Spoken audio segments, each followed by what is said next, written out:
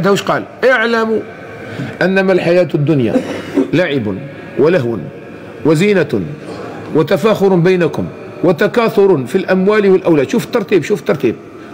لا حبس، الأصل يدير لنا تكاثر في الأموال والأولاد. هذا هو النسيسار تاعنا احنا في حياتنا، رانا نخدموا ونديروا ونكثروا الأموال والأولاد وكذا. هذه ماشي لعب ولهو، واللعب واللهو خليهم الآخرين. لا ربي يبداك باللعب واللهو، مش يقول لك باللي كاع لعب ولهو في منامة ما فيها والو. ولهذا شوف تذكر هذه وتذكر هذه، تذكر الجنة والنار، ومن بعد قال لك أما الحياة اللي راك عايشها أنت هذه لعب ولهو وزينة وتفاخر بينكم وتكاثر في الأموال والأولاد كمثل ماذا؟ غيث.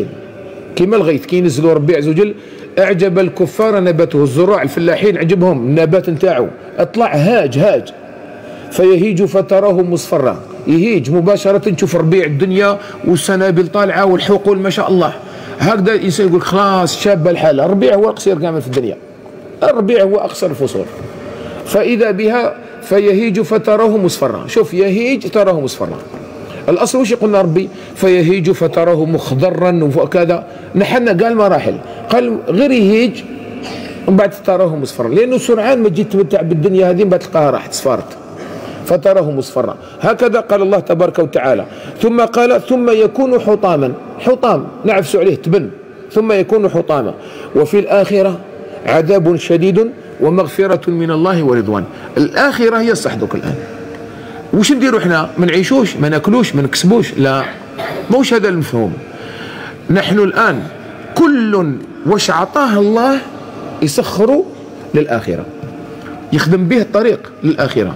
صحتك صرفها في الآخرة، وقتك الآخرة، علمك الآخرة، مالك الآخرة، ذريتك الآخرة، كل شيء، خبرة تاعك الآخرة. خلي كل شيء يمشي للآخرة. لذلك أهم شيء حياة لا تنتهي، حياة تصوروا ما تنتهيش، خالدين فيها ما تنتهي، وهذه الحياة اللي رانا فيها تنتهي. ولذلك سبحان الله ابن آدم يأتي وهو لا شيء، ثم يريد أن يحصل كل شيء. احنا دايرين هكذا، نحب ندو كلش لينا، كلش. لو أن لابن آدم واديا لتمنى واديين.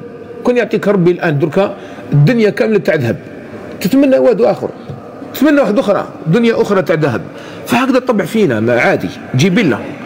هذا كل هذا اللي جمعنا ودرنا وعملنا الآن احنا لازم نقدموه لربي سبحانه وتعالى، نقدموه بين أيدينا. ولذلك نحن نأتي ونحن لا شيء، ثم نبحث عن كل شيء، ثم نذهب ونترك كل شيء، نترك كل شيء.